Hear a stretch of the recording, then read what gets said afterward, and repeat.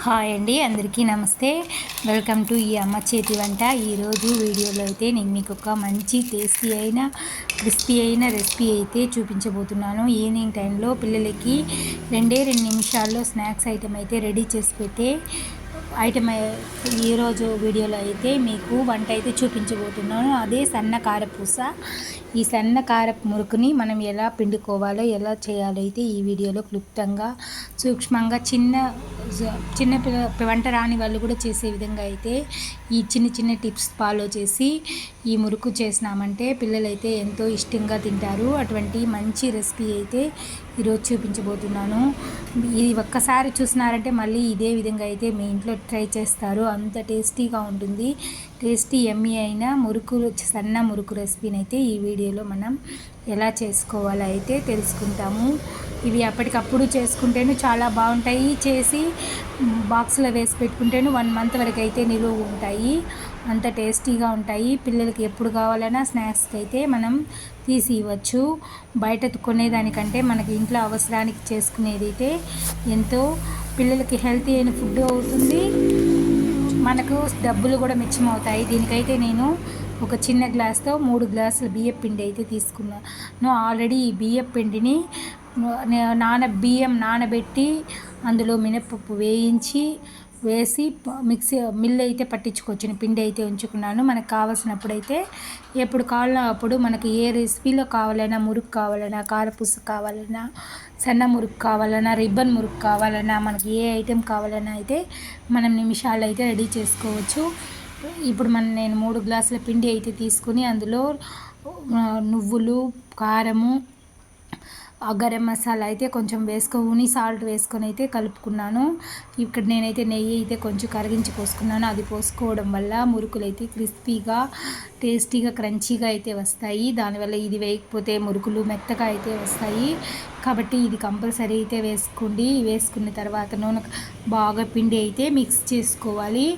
ఒకేసారి వాటర్ వేసి కలుపుకుండా బాగా పిండి గుల్లగా కలుపుకుంటూ పిండి ముద్ద అయితే కొంచెం గట్టిగానే కలుపుకోవాలి.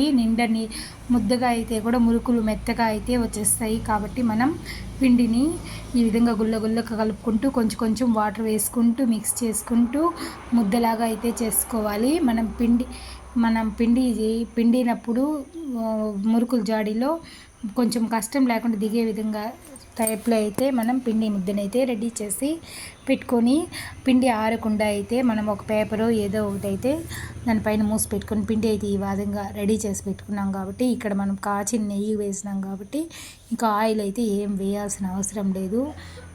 ఇప్పుడు మనం మురుకు తవ్వ తీసుకొని ఆయిల్ అయితే వేడెక్కించుకొని సన్న కారపూస ఇదైతే వేసుకొని మనం మురుకు పిండిని వాటర్ వేసుకొని అబ్జర్వ్ చేసుకొని మురుకు పిండిని కొంచెంగా వేసుకొని పిండుకుంటూ ఒక్కొక్క వాయిగా అయితే వేసుకుంటూ వచ్చేవాలి. ఇప్పుడు అయితే ఆయిల్ వేడెక్కిపోయింది.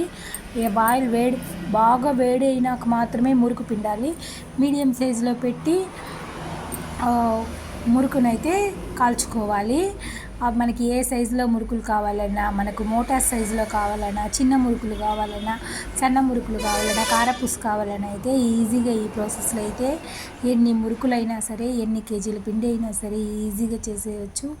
అంత టేస్టీగా ఉంటాయి మురుకులు అయితే. ఇవి క్రంచీగా గుల్లగా అయితే చాలా సూపర్ టేస్టీగా ఉంటాయి. మనం ఇప్పుడు ఒకసారి గరిటె మీద పిండుకొని ఆయిల్లో వేసి మళ్ళీ ఇంకొక వాయి కూడా మా గరిటె మీద అయితే తిప్పుకొని మళ్ళీ ఆయిల్లో అయితే వేసి డీప్ ఫ్రై చేసుకుంటే ఇవి మనకు వేగినవైన గుర్తు తెలిస్తే పైన ఈ బుడుగులంతా నిలిచిపోతుంది.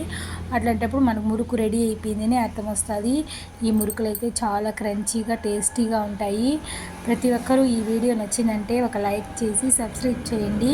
మీ ఫ్రెండ్స్ అండ్ రిలేటివ్స్కి షేర్ చేయండి. మరిన్ని ఈజీ అయిన రెసిపీ కోసం మన ఈ అమ్మ చేతి వంట సబ్స్క్రైబ్ చేసుకోండి. Thank you for watching.